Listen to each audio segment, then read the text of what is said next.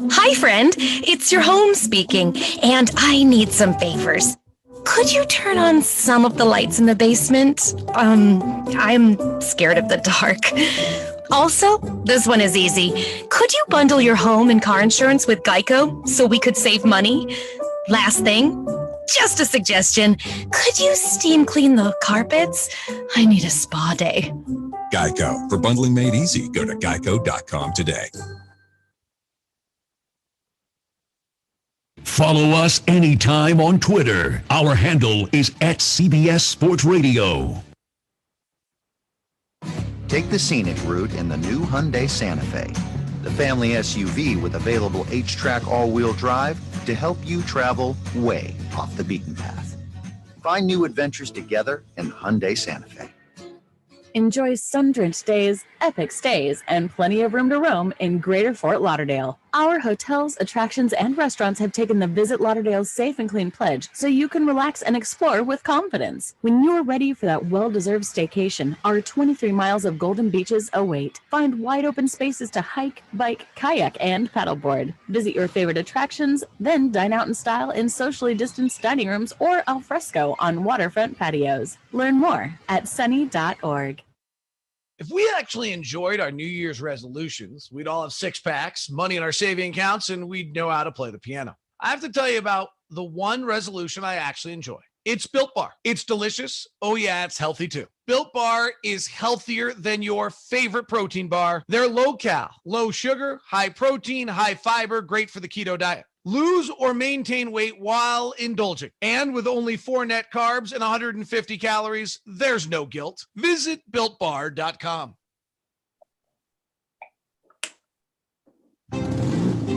Geico knows there are many reasons why you ride. From the exciting adventure of the daily commute to the peace of mind that Geico always has your back with 24/7 access to claim service and legendary customer service. But Pamela Mund had one reason in particular. My skin is extremely averse to most fabrics, except for the soft, buttery feeling of leather. Thankfully, I found my clan of leather lovers in the biking community. It's been life-changing. Geico Motorcycle. 15 minutes could save you 15% or more. This is Jim Rome. Join me in the jungle for your phone calls and the biggest names in sports. Stop by weekdays, noon until 3 Eastern, 9 to noon Pacific.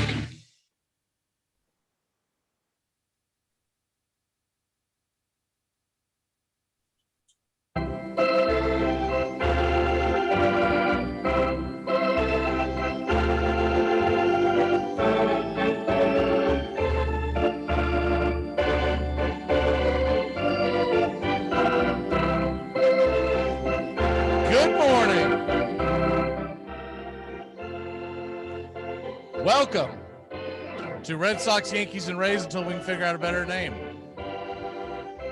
Teamus Wooten, how the hell are you this morning? I am outstanding, which is more than I can say for my Red Sox this morning. Well, go ahead and jump on that as we get set up here. Most home runs ever allowed in Fenway. That's saying a mouthful. It's not like that stadium just opened. Right, yeah. And as many times as we play the Yankees there, you would think that if there was ever a record the Yankees held at Fenway, it would be that one.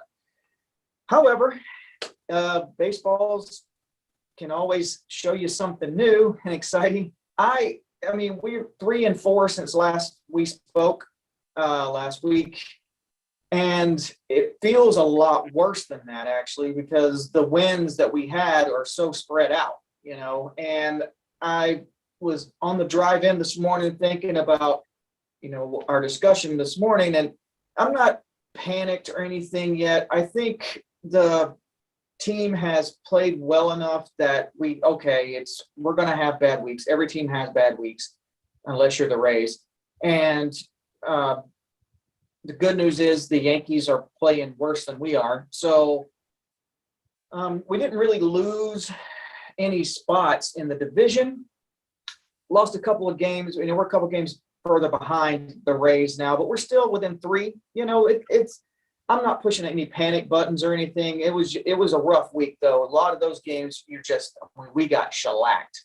Houston took it to us again, and then Toronto to come in there. I mean, we do have a chance tonight to split that series. Again, it doesn't feel like especially after yesterday, it was a brutal assault. Perez was just terrible.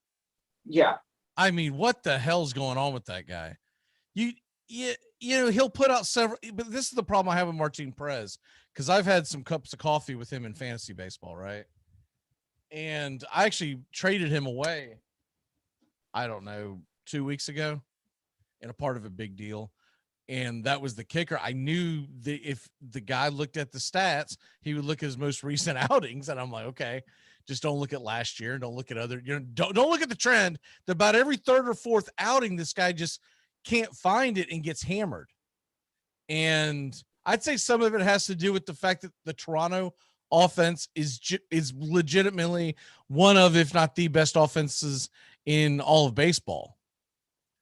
But he just, yeah. And I'll tell you what, he's a guy that if Boston makes it to the postseason, I don't know if I want that guy on the hill at any point. Well, he's unhittable for 2 games, and then he's slow. It's like he's slow pitch softballing out there in the next 3 or 4. So yeah, I don't know. I mean, maybe we can pull him out of the bullpen if necessary in the playoffs or whatever. But if we keep, yeah, he's a head scratcher. A couple of our guys, when I see them, okay, it's their day to throw. The first thing I think of, he's which pitcher are we 11 earned runs, Teamus, in his last 2 starts, which was only 3 1/3 innings. 11 earned runs. It's unbelievable. But then right before that, 7 innings and a third, 7 2/3, so almost 8 innings, no earned runs against a hell of a Houston club. Well, boy, Houston figured him out the next time around because they were just pounding him. Miami, I know that's not that impressive. It's the Marlins, but still 5 and 2 earned runs. At Philly, 6 and 3 earned runs. That's a quality start. That's what you want out of your starters in baseball. Pitched great against the Angels, and he was doing really well. He was doing solid. I thought maybe he'd turned a corner. I traded him because I was trying to get other players, and I was like, whatever. If he goes off, he goes off. But I thought he's at least turning a corner where we wouldn't see this. And it's got to worry the hell out of you going forward with him. Obviously, 2 starts does not define a season, but you're going to be quick to pull the trigger to get him out of there. And then what does he become? Is he the first guy out if Sale comes back?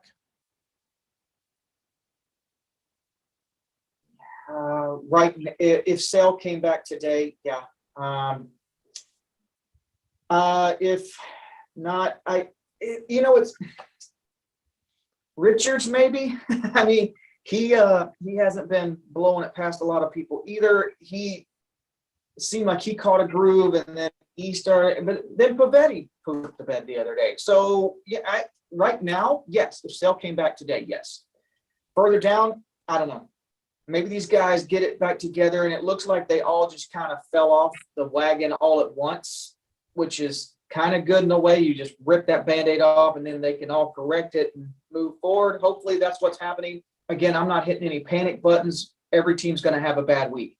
We had a bad week. I'm hoping it starts today. We correct it, move on, split this series with Toronto, get them out of there. Then we got to play Atlanta, which, my 2 least favorite games of the season. Then we got Kansas City. So maybe. Well, I can tell you right now, as someone who pulls for Tampa Bay, but also pulls for Atlanta, you're catching Atlanta at a good time. They're not playing good baseball right now. And a lot of that has to do with the fact and the unwillingness for Atlanta fans to realize this just isn't a very good team. They're going to struggle all year long. They hope to catch lightning in a bottle and make the playoffs somehow. But this isn't the team that was last year. The Ozuna is gone, so you're not going to have to deal with him, and that really was a lot of the lightning rod that was that offense, that you would have to face Acuna, Freddie, Ozuna, back to back, and then you would have Ozzy Albies, and now Riley's starting to put it together. With that being said, looking at the Boston aspect of it, I wouldn't be too worried about going into Atlanta. I'm just going to tell you that right now. I think you can win at least one, and if not two, because the one thing that Atlanta struggles with minorly than anything else is A, they haven't put a lot of runs on the board, but B, their bullpen falls apart in the middle innings. And so they've got all their pieces now, but their guys are not what you would call seasoned at this point. So I think Boston can I think they should expect to at least split that 2-game series in Atlanta.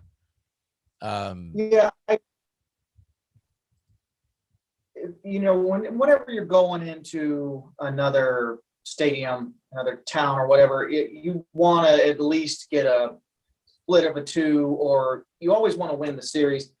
We can get one in Atlanta. I think we have a legitimate shot at Kansas City. It went in 2 out of 3 there. And then next week, of course, we got Tampa Bay on, so we'll discuss that next week. But this is kind of a week that we need to happen right now because of what's happened this past week. Maybe the pitchers, they're not going to be going against these major lineups, and they can kind of correct whatever and right the ship and kind of get their confidence back up before we head into Tampa, because we never played well there. And then we got the Yankees directly after that. So next week's a big week, but maybe this week is a week to correct it. Well, the Rays are coming off of a sweep of the Baltimore Orioles, who, though they were puffing their chests out the first 2 weeks of the season, we all knew this was going to happen with the Baltimore Orioles. They're still a young team that's trying to right the ship. But the one thing that you can say about, okay, you're going to be in Atlanta for 2 games. For the next 3 nights, Tampa Bay is going to be at the White Sox. And that's going to be a tough road for them. So, hell, by the way, if people are looking for a great pitching matchup tonight, if you're like, I haven't watched the Rays, I haven't watched the White Sox, I want to kind of see what they're about. Glasnow of Tampa is going up against Lance Lynn of the White Sox. So you got a 2.57 ERA from Glasnow versus Lance Lynn's 1.23 ERA. This should be a pitcher's duel. It should be a lot of fun. The Red Sox, they finish off tonight. And let's get into that game. Eovaldi at home against Manoah, who's looked really good. He's also looked like a rookie, but he's only had a few starts. I watched his debut against New York. He looked incredible. Now, since then, he's had a couple of tough outings. But he still has a 3.14 ERA in 3 games pitched, right? So he went 3 innings against the Marlins, gave up 4. You don't like that. He went 5 innings against the White Sox, gave up 4. You don't like that. But his first outing was 6 in no earned runs against the Yankees. So with Manoah, we're going to find out tonight. I think this is a good litmus test for him. Is the book out on him? And or did he just have a couple of shaky outings because he's young and he's new? This is the most humbling game there is in the world, and I think we'll find out a lot tonight when Alek Manoah hits the mound. For people who aren't familiar with him, he's a very highly touted phenom, 23 years old in the Blue Jays organization. They just brought him up 3 starts ago. So this will be his 4th start of his career, 23 years old and 6'6", 260. Good. I mean, they feeding him well in Toronto. In this corner. Yeah. Woo. Playing middle linebacker for the Toronto Blue Jays. I guarantee you, Jake Paul's not fighting him. No. That dude always seems to find a midget to fight or something. So there you go with that. And then Eovaldi, need a big outing from him as well. Yeah. I mean, we discussed this last week after the show. He's another one of those box of chocolates. You really don't know what you're going to get from this guy. I mean, and he was phenomenal in 18 when we won the series, and the way he pitched and, game 3 and everything, all this, and great. He still got the velocity, but it's like Ricky Vaughn, you got to teach this guy some control before he kills somebody, it's great that you can throw 100, but if you don't put it where you need to, what does that do? Yeah, his last 3 outings, 5 innings, no earned runs against Miami. You like that. 6 innings, 1 earned run against the Yankees. You love that. But what concerns you is the one before that, Houston. He went 5 and gave up 5. And so look, all in all, he's got a 4.11 ERA. His last 7 games, he's got a 4.54 ERA. I think he is what he is. He's a guy's going to have about a 4 ERA. He gets you about a strikeout an inning. As far as walks, he doesn't kill you with walks. He'll get 1, maybe 2 a game. And I think he's a guy that can keep you in the ball game. Now, as far as come October, it's a different story. What he did to help him win the championship is something where I think he just got incredibly hot. Is he a Bumgarner where put the big lights on the stage on him and you're going to see him do this again? Or was that just a 1-year anomaly? What say you? I think the bigger the situation, the better he is, which is fantastic if you're a Red Sox fan. But you got to get to that big situation. But you have to get there. And that's the thing. And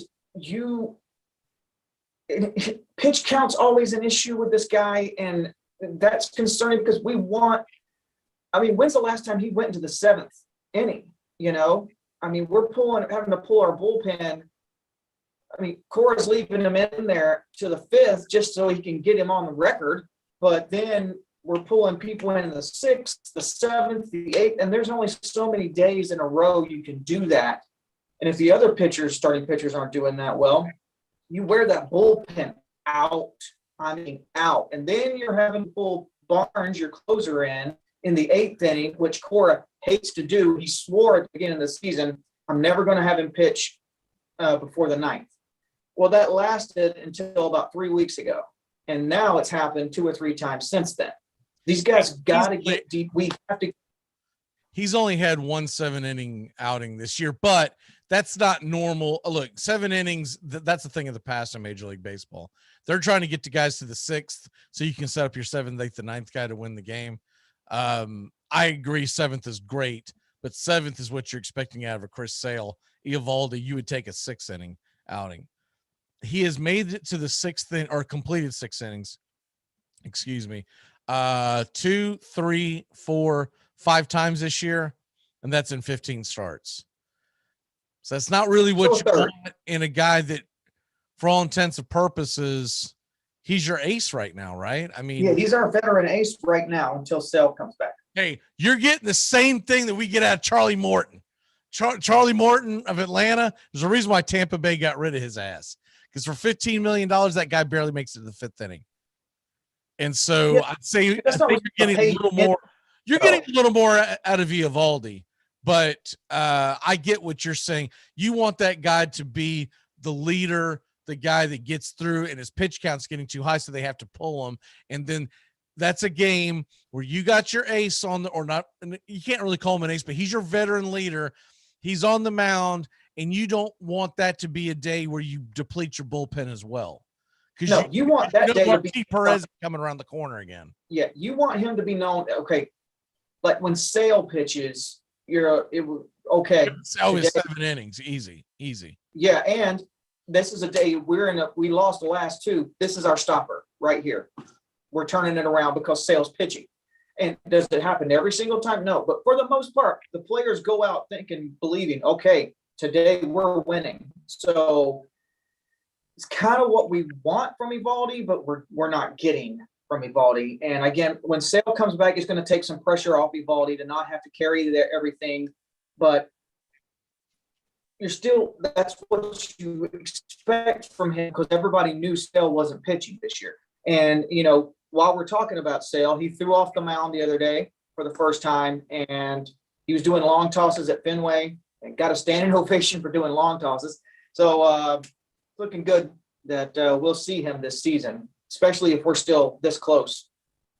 Yeah, the book on sale right now. Let me see. I want to say I saw an update this morning. Give me 1 second to pull that up. Chris Sale I keep a mindful eye on him because he may or may not be on a fantasy keeper league of mine. So I'm like, I mean, literally, team was like drafted him. It was like the next day or the day after the Tommy John went. I was like, God, what the hell? And then in another league, I just grabbed him because the guy dropped him. He was so pissed off. He wasn't thinking, hey, this is a rotisserie. Looking at this right now, this comes from a couple of days back that after the live session, Cora told reporters we don't need to get too excited, but it was just that good.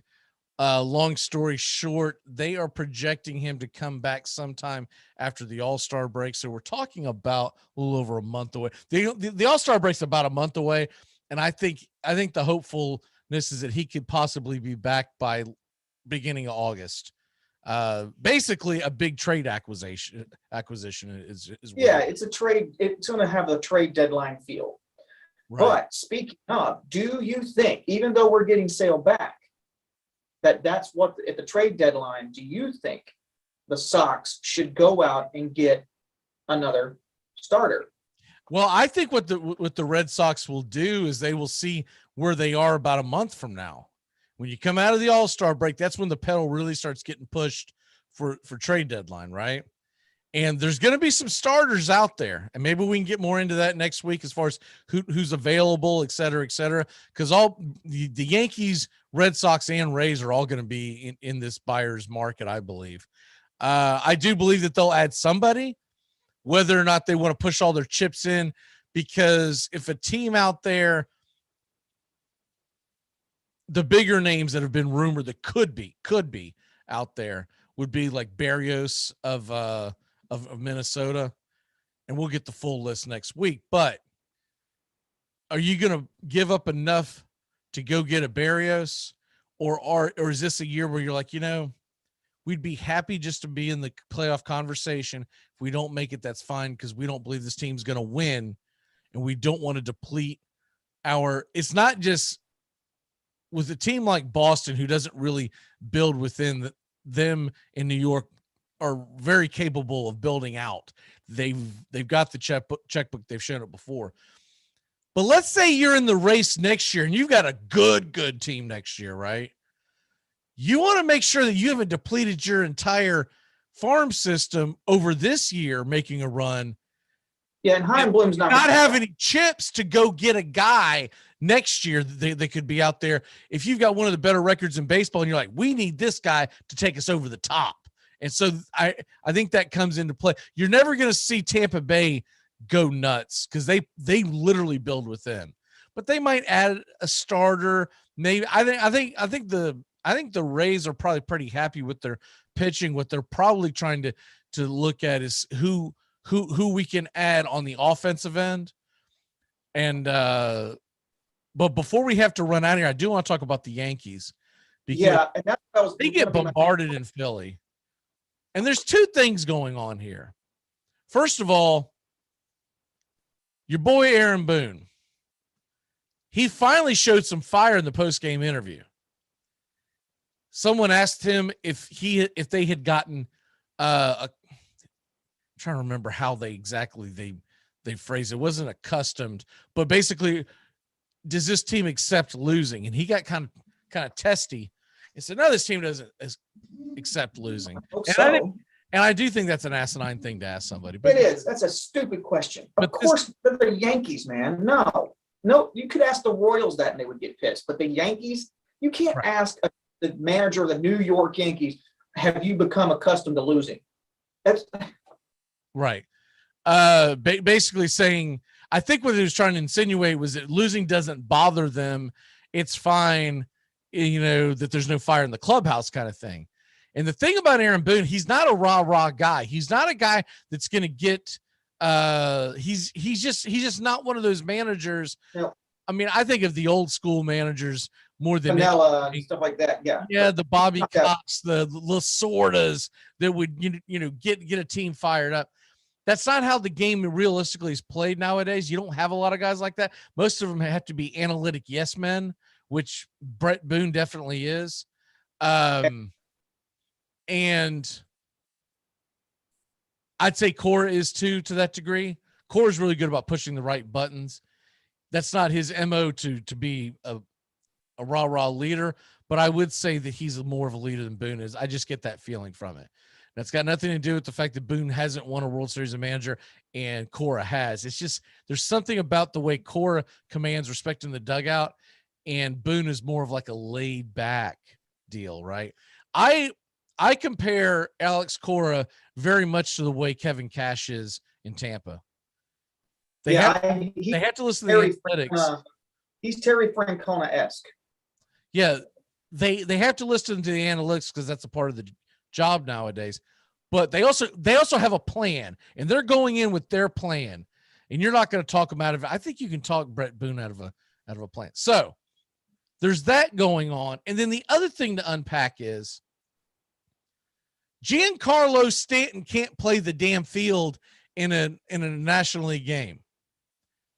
And you could say, oh, well, he's a DH and blah, blah, blah, blah, blah. This guy won the MVP of the National League in 2017. He was a 4-time All-Star in the NL. Yeah, it's crap. He can't play the left field. Big Papi played in National League parks. Right. Was he a fielder in any capacity? No. But could he play first? Could they keep him in the lineup? They found a way, and Papi still did. He did a pretty good job at first. Was he a first baseman? No, he's a designated hitter. But you can't right. You got to find a way. You have to. You're losing. You're having a crap season. You got to get that guy out there. You just have to. The fact he's not playing, what is saying to the league that. I mean, and I'm glad it's the Yankees that's doing this. Don't get me wrong. I love it. But as a baseball fan or a Yankee fan, you got to be pulling your hair out. You got to find a way to get that guy in the lineup. You just have to. Big Papi did it. Giancarlo Stanton can. Yeah, I agree, because the thing is, so not only do you have that, Aaron Judge didn't play because of back spasms. That guy can't stay healthy either. And so your two biggest boppers cannot stay healthy. So the offense is going to struggle because of it. And then they're not getting great pitching. Domingo Germán was terrible yesterday. It's just, I mean, it is unbelievable that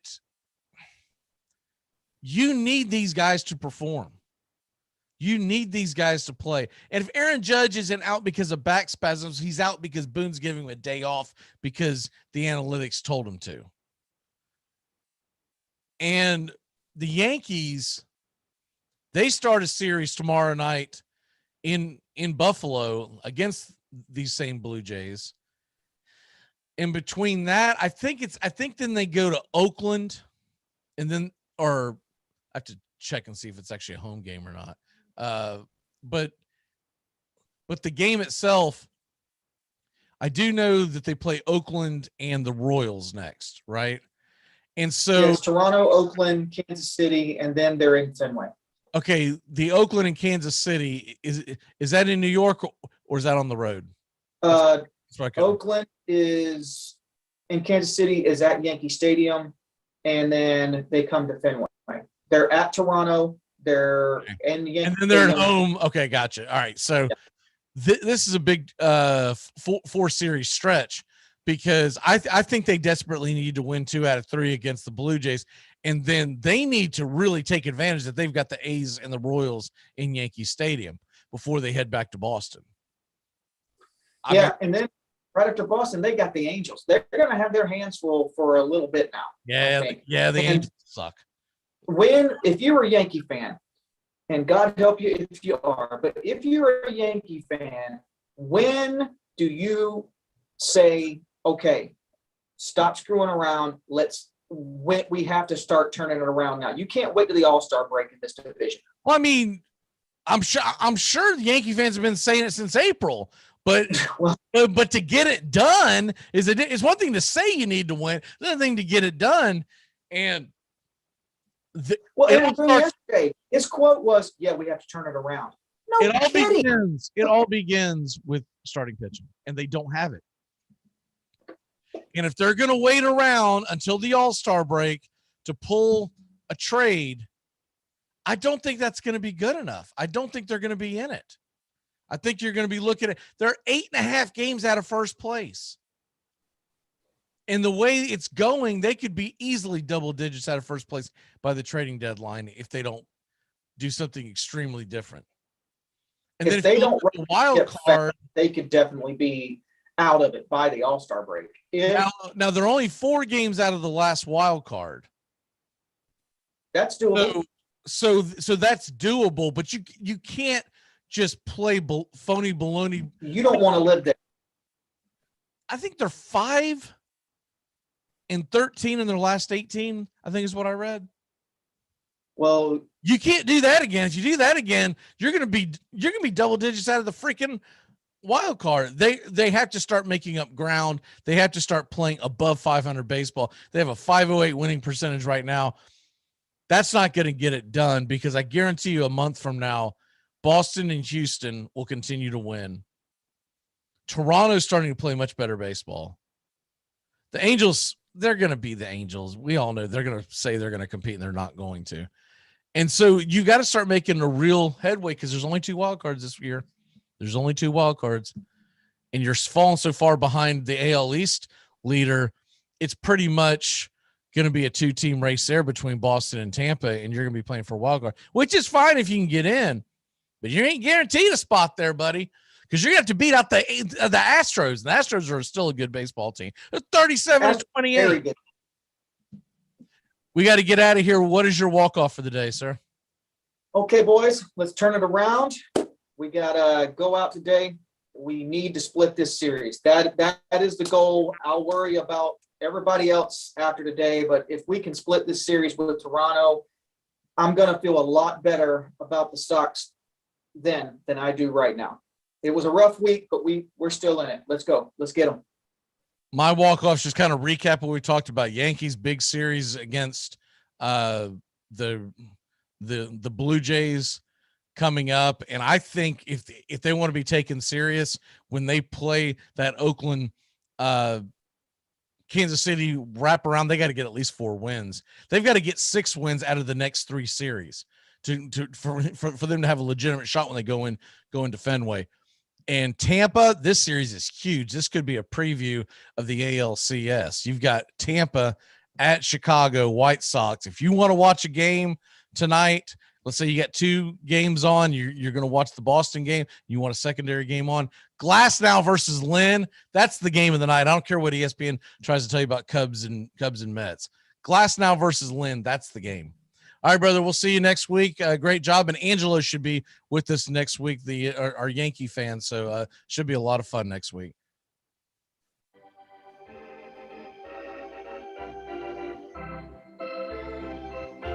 Get out there and play the field, Stanton. You're making $325 million. Jeez. Babe Ruth rolling over his grave because my fat ass can get out there and play right field. John Kruk played the field. Think about that.